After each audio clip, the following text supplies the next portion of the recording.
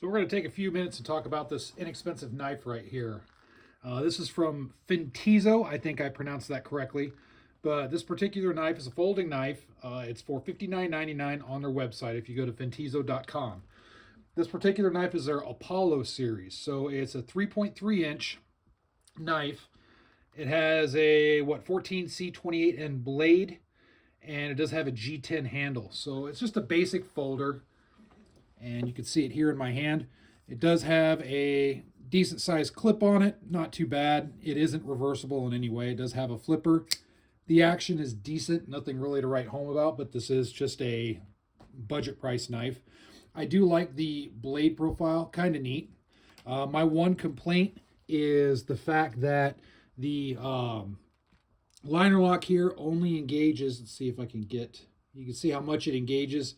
I think that liner lock should engage a little bit more, personally. I'll fold it up here and I'll flick it a little bit harder. And then you can see there's some engagement there, but it's not a whole lot. I like a liner lock that engages a lot more onto the back of the blade here. So that could be something that I think could be fixed. Other than that, the texturing is good. The shape of the handle is pretty good for my bigger hands. I do like that.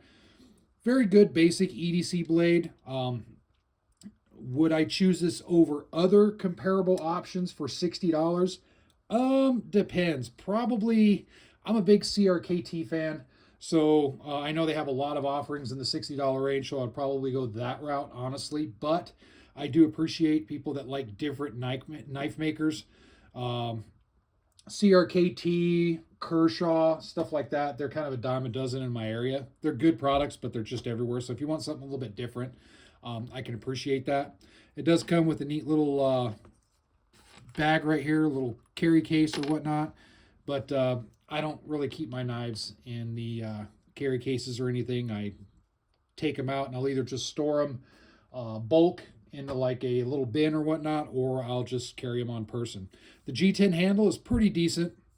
I would say maybe a little bit more. It's pretty non-slip, but I would say put some texturing in there.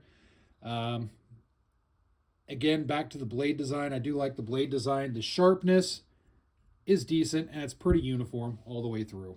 So one thing to note, and I think I've said this before on these inexpensive knives, just make sure to double check these fasteners right here after you use it for a while, because sometimes on inexpensive knives they do tend to get loose.